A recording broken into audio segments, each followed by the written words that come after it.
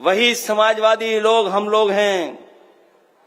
बेटी के साथ जो कुछ हुआ है, और ये केवल घटना अयोध्या की नहीं, मैं अपने आंकड़ों के हिसाब से कह सकता हूं, और यहां पर जितना नौजवान खड़ा है जो मोबाइल को चलाना जानता है, गूगल करना जानता है, वो जानकारी कर लेना आंकड़ों के हिसाब से आज सबसे ज्यादा अन्याय, उत्पीड़न और घटनाएं बेटियों के साथ कहीं हो रही हैं, तो यही मुख्यमंत्री है जिनकी सरकार में सबसे ज्यादा अन्याय हो रहा है। पूरे देश में नंबर 1 पर हैं, पूरी देश में नंबर 1 पर है। और ये ऐसे सरकार के मुख्यमंत्री हैं, हर चीज छिपा लेते हैं, ये छिपाना जानते हैं, लेकिन कोई काम करना नहीं जानते हैं।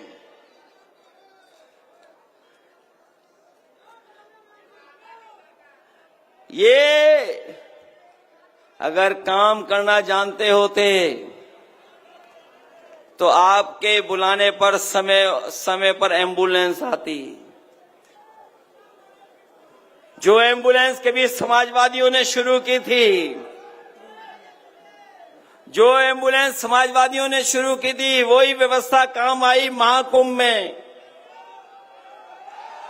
वही व्यवस्था काम आई। लेकिन हमारे मुख्यमंत्री इतने जानकार हैं कि बताओ, एम्बुलेंस व्यवस्था ही खराब कर दी। जो पुलिस को दी थी व्यवस्था हम लोगों ने चलाने की 100 नंबर की, वो 100 नंबर भी 112 कर दिया। और 112 करने के बाद आप जानते होंगे, आप लोगों से हिसाब किताब होता है, तभी कुछ न्याय मिलता है, तभी कुछ कार्रवाई होती है।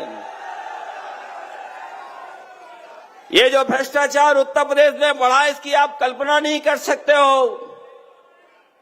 भ्रष्टाचार कहां पहुंच गया है। सुनने में आया है कि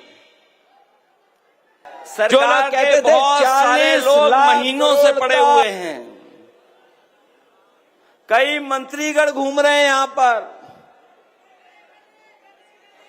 कई मंत्री घूम रहे हैं, लालच भी दे रहे होंगे और डरा धमका भी रहे होंगे। ये इनके चुनाव लड़ने का तरीका है। मैं ये भी जानता हूं कि ऊपर से नीचे सब अधिकारी इन्होंने चेक कर लिए हैं। इन्होंने ऊपर से नीचे तक सब अधिकारी चेक कर लिए हैं। एक दिन मैंने अपने एक्स पर लिख दिया कि अयोध्या में इतने अधिकारी पोस्ट हैं, तो यहां सरकारी लोगों को इशारा आया होगा लखनऊ से कि जो एक्स पे लिखा है, वो एक्स पे ऐसा लिखा है, इसका जवाब आप दीजिए। जब उन्होंने मेरा एक्स पे लिखे हुए का जवाब दिया, मैंने कहा कि 13 में से केवल 3 पीड़ित परिवार के अधिकारी हैं, तो उन्होंने कहा कि काबिलियत के हिसाब से पोस्टिंग होती है। काबिलियत के हिसाब से पोस्टिंग होती है। उसके बाद हमने दोबारा एक्स पे डाल दिया कि जो अयोध्या में एसओ पोस्ट हैं, इसमें बताओ पीड़ित परिवार के कितने हैं। जब से मैंने वो पोस्ट किया है, लखनऊ से लेकर के अयोध्या के अधिकारियों को सांप सूंघ गया है, जवाब नहीं दे पा रहे हैं। और जो लोग हमारे सोशल मीडिया को देखने का तो टाइम है, उन पर सुनने में आया है कि यहां पर आए थे हमारे मुख्यमंत्री जी, वो 9 बार तो आए हैं और लगभग 9 मंत्री भी भेजे हैं और लगभग 9 मंत्रियों से गुप्त बैठक भी कराई है। कि प्रधानों को कैसे डराना है, कोटेदारों को कैसे डराना है। हमारे शिक्षक भाई हैं, उनमें भी उन्होंने ऑर्डर एक साथ नहीं किया। जिनकी ड्यूटी लगी उनको ऑर्डर एक साथ नहीं किया, सुनने में आया एक एक कर करके ड्यूटी दी है। बीएलओ पहले ही हटा दिए, पर्ची भी छीन ली गई, पर्ची नहीं दी गई। तो ये बताओ, ये कौन सा लोकतंत्र चल रहा है जिसमें इस बात की घेराबंदी चल रही है कि हम समाजवादी लोग वोट न डाल पाए। ये सब किसके इशारे पर हो रहा है? ये किसके इशारे पर हो रहा है? ये जो लखनऊ में बैठे हैं, ये लखनऊ में बैठे हुए ऑर्डर कर रहे हैं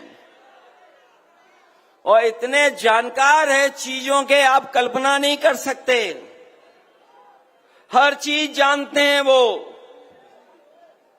लेकिन जो काम उनका है वो काम नहीं कर पाते हैं। जो काम उनका है वो नहीं कर पाते हैं। हम पे और हमारे लोगों पे क्या आरोप लगा रहे हैं कि हम परिवारवादी हैं, हम परिवारवादी लोग हैं। लेकिन आप तो गोरखपुर के पास रहने वाले लोग हो। अयोध्या कितना दूर है गोरखपुर से, वो जानते ही नहीं हैं। हम परिवार वाले लोग पूरे के पूरे सबको परिवार मानते हैं। और सच्चाई तो ये है कि हमसे पहले अगर किसी ने परिवारवाद की शुरुआत की है तो मुख्यमंत्री जी ने खुद शुरुआत की है। और उनके मामा गोरखपुर में नहीं होते तो योगी जी भी उत्तर प्रदेश में नहीं होते। ये बात पता है आपको कि नहीं पता है? सुनने में आया है कि उन्हें हमारे गांव की जानकारी पूरी है। हमारे गांव की जानकारी पूरी है। मैं जब लखनऊ से चला तो मैंने सोचा मिल्कीपुर के किसी नौजवान को इनाम जरूर देकर के आऊंगा मैं, और इनाम उसी को दूंगा मैं जो योगी जी के गांव का नाम बता दे।